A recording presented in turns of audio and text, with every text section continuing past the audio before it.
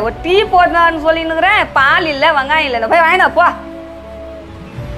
வாங்கினது போறதை விட்டு பால் இல்லை. அம்மா பால் நாங்க தான் வாங்கிட்டு வரணுமா? காசு கொடுமா. நான் பால் வேணும் டீ போட்டுருக்கேன். அப்பா எங்க இருக்காரு? அப்பா ரூம்குள்ள தான் இருக்காரு. அப்பா அம்மா கூப்பிட்டாங்க.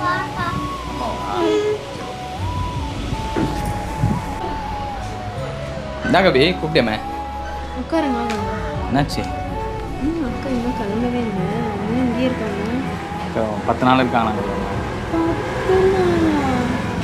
ஒரு நாள் இருந்ததுக்கே நம்ம சண்டை வந்துருச்சு. அவன் பையனுக்கு ஃபஸ்ட்டு டே தான், இப்போது ஸ்கூல் போகிறானா.